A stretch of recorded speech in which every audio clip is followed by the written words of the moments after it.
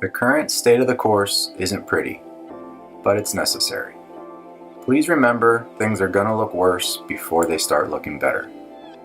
Monday was a day of playing catch up, as the rains from the previous week prevented us from getting the mowers out on the course. The roughs, fairways, and greens were extremely tall and thick. The majority of our manpower was dedicated to mowing and blowing the excess clippings from the fairways and roughs.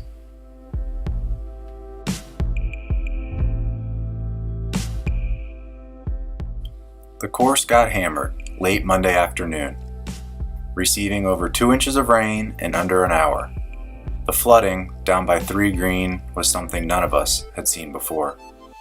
The intensity of the rain and the fully saturated ground left the excess water no place to go.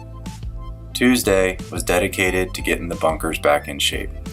Hopefully, this will be the last time we dedicate so much time and effort into these bunkers.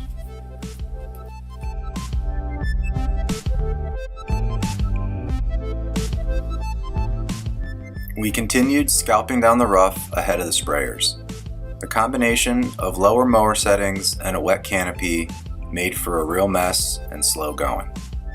In order to achieve a proper application, the excess clippings had to be removed from the scalp turf. Despite the non-ideal weather, we did manage to make all the imperative applications this week. We also targeted some of the larger hills on the property.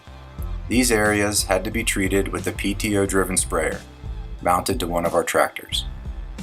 These tractors are capable of handling the extremely steep terrain while still making a precise application.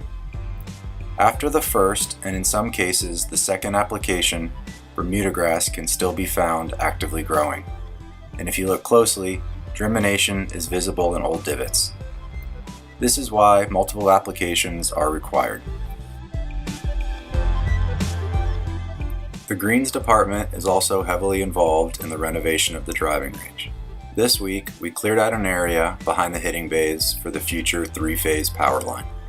This power line will not only supply power to the driving range facility, but the greens buildings as well.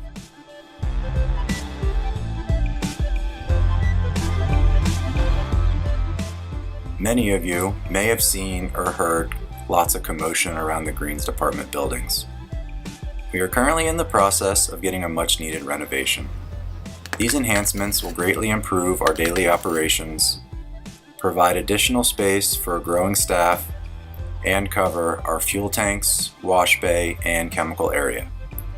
The buildings will also help to preserve many of our specialty pieces of equipment by keeping them out of the elements. I look forward to sharing the progress of our highly anticipated building improvements.